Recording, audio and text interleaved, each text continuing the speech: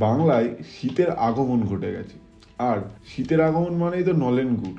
আর নলেন গুড় ছাড়া পিঠেপুলি একেবারে অসম্ভব। নলেন গুড়ের রসগোল্লা, সন্দেশ, পায়েস এগুলো ছাড়া বাঙালির খাবার শীতকাল পূর্ণই হয় না। তাহলে চলুন আজ জেনে আসি নলেন গুড়ের গল্প। ভিডিওটি শেয়ার করে দিন তাদের সাথে যাদের নলেন গুড়ের খাবারের নাম শুনলেই জিভে জল আসে। নলেন গুড়ের ইতিহাস আনুমানিক ২৫০০ বছরের পুরনো। পুন্ড্রবর্ধন বর্তমানে বাংলাদেশের বগুড়া। এই অঞ্চলে ছিল শিউলি নামক এক সম্প্রদায়ের বাস। বাংলার গ্রামে অনেক আগে রাত নামলেই শিউলি সম্প্রদায়ের মানুষরা হাতে নল আর কোমরে দড়ি বেঁধে চলতো খেজুর গাছ। তারা গাছের মাথায় গিয়ে হাঁড়ি বেঁধে দিত যাতে ধীরে ধীরে রস জমা হয় হাঁড়ি।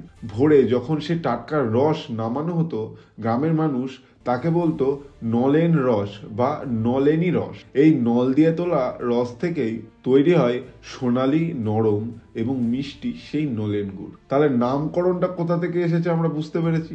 এবার যখন কলকাতার মিষ্টির দোকানগুলো তৈরি হতে শুরু করলো, ভীমনাগ, গিরিশচন্দ্র, নাকুদে নলেন গুড়ের মিষ্টি বানিয়ে শহরে তাক লাগিয়ে দিল।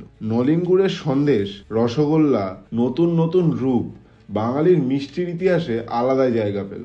আজও ডিসেম্বর জানুয়ারি এলে দক্ষিণবঙ্গের গ্রামগুলিতে রাতের অন্ধকারে সেই রস তোলা হয়। ভোরবেলা জাল দিয়ে তৈরি হয় সেই সোনালি নলেন গুড়। শিউরি সম্প্রদায় আজও সেই রীতি ধরে রেখেছে, কিন্তু বাজারে যে কতটা খাঁটি আমরা পাই সেটা নিয়ে এখনো সন্দেহ আছে আমার।